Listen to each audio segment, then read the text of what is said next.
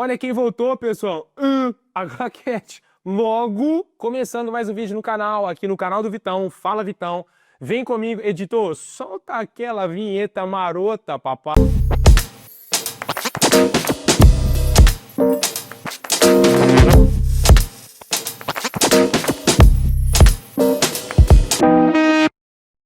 Bom, o vídeo de hoje é sobre um texto que eu não consigo tirar do meu coração. Que bom, né? Não pode sair do meu coração, obviamente. O Senhor colocou de uma pregação que eu assisti recentemente, de uma pastora muito relevante no Brasil, pastora Helena Raquel. Inclusive, incentivo vocês a verem a pregação dela lá no Congresso dos Gideões, que foi uma bênção.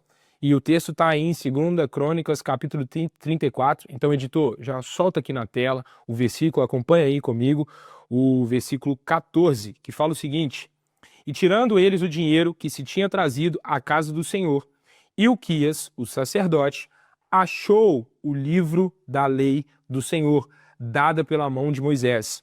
Versículo 15. E Ilquias disse a Safã, o escrivão: Achei o livro da lei na casa do Senhor. E Ilquias deu o livro a Safã.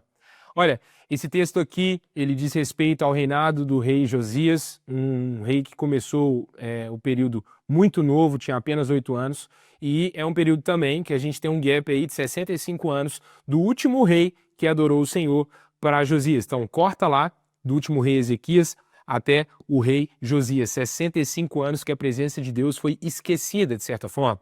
E rei Josias aqui, ele está trabalhando na reconstrução do templo ali, e ele manda ouro, manda dinheiro, manda sacerdote, manda uma equipe lá para reconstruir o templo. E nessa reconstrução, o sacerdote Ilquias, como diz a Bíblia, no meio ali dos destroços que tinham, né, o templo estava sucateado, ele encontra o livro da lei, o livro do Senhor.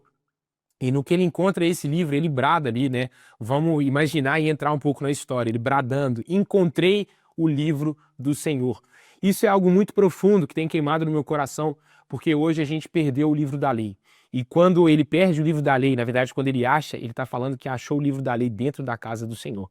Então a gente precisa pensar em 3 pontos, e esses 3 pontos dizem respeito ao que tem acontecido no evangelho moderno, no evangelho contemporâneo.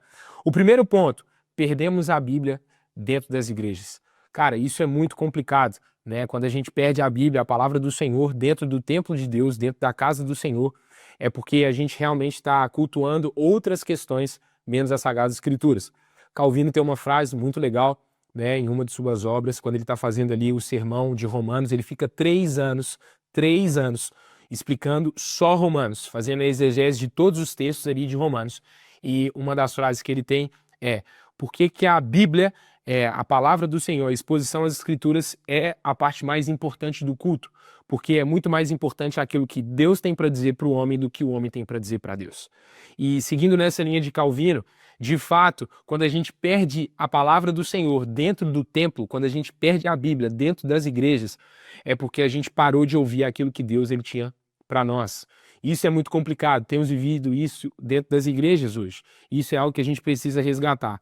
Precisamos de mais sacerdotes Ilquias, precisamos de mais rei Josias para nos encorajar. E quando eu falo isso, obviamente eu estou trazendo dentro da concepção de pastores, sacerdotes eu estou trazendo dentro da concepção de obreiros, de diáconos, que vão nos levar para um lugar da onde a gente não pode sair, que é ter os estatutos guardados dentro do nosso coração, como diz o salmista no Salmo 119, né? Então isso é muito importante. O segundo ponto que a gente precisa entender desse texto aqui é que nós estamos perdendo o livro da Bíblia, o livro que é a Bíblia, dentro da igreja, quando a gente começa a ter encontros almáticos e não encontros para estudar a palavra do Senhor. Vitão, o que você quer dizer com encontros almáticos? Cara, as performances que têm acontecido dentro das igrejas. Hoje, a gente entra dentro de algumas igrejas e a gente não consegue mais diferenciar o que é um pastor do que é um... Não vou nem usar a expressão coach, que tem muito sido falado nos dias de hoje, mas o que é um pastor e o que é um palestrante. A gente já não consegue mais discernir o que é um louvor genuíno do que não é um louvor genuíno, do que é uma adoração do que não é uma adoração. Adoração, lá em Gênesis 22, a primeira menção que a gente tem é sacrifício, né? Abraão levando ali Isaac sem saber o resultado. Nós temos o filme, já assistimos o filme, nós sabemos que o Senhor poupou a vida de Isaac, mas Abraão não tinha, e ele levou o seu filho. Isso é adoração. E quando a gente tem encontros almáticos, e quando eu falo de encontros almáticos, as derivações daquilo que compete à alma do homem e não do Espírito de Deus vão surgir e vão acontecer. São pessoas guiando outras pessoas. Tem uma frase legal que é cego guiando outro cego. É isso que tem acontecido dentro das igrejas. Encontros almáticos que a gente não sabe para onde estamos indo porque nós perdemos o livro da vida dentro da igreja, a lei do Senhor. E o terceiro ponto é, nós desencorajamos os mestres.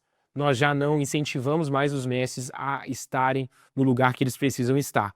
Porque púlpito é lugar de ensino e os mestres precisam estar em cima do altar, ensinando a igreja. Ensinando o que, Vitão? Ensinando a palavra do Senhor, ensinando a como estudar a palavra do Senhor, ensinando a como ter mais intimidade com o Senhor. A Bíblia fala que a fé vem pelo ouvir e ouvir a palavra de Deus. O mestre ele vai te ensinar, cara, como aumentar a sua fé, como ter mais intimidade com o Senhor. Então esses 3 pontos têm queimado muito no meu coração.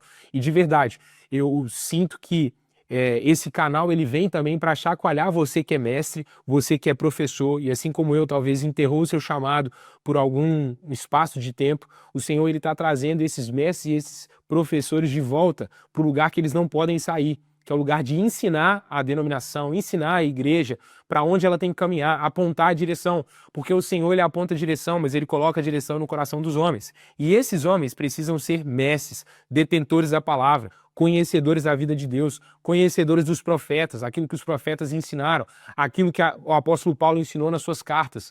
Então, de verdade, esse canal ele vem para encorajar você que é mestre. Não desanime, permaneça firme, como Paulo vai falar com Timóteo lá em 1 Timóteo 4,16.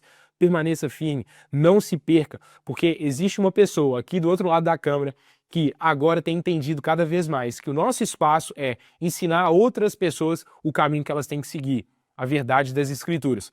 Então, guarda isso no seu coração, 2 Crônicas 34. Lembre que, mesmo em tempos difíceis como estamos vivendo, de uma teologia deturpada, uma teologia da graça, uma teologia da prosperidade, um neopentecostalismo emergindo, guarde no seu coração que o Senhor vai levantar remanescentes, como Josias, como Ilquias, como Ulda, que profetiza sobre a vida do rei Josias ali, o período que ele ia viver. Então, o Senhor vai levantar, e ele já tem levantado esses sacerdotes para esse tempo de hoje.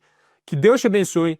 Faz o seguinte, antes de sair, compartilha, comenta, coloca aqui, ativa a notificação do sininho, porque isso é muito importante para nós. Tem uma equipe aqui, cara, que tem vivido de presença de Deus, e isso é muito bom, mas a gente precisa desse indicativo que vocês estão curtindo o conteúdo, beleza? E no próximo vídeo, não posso falar ainda, então aguarde o próximo vídeo.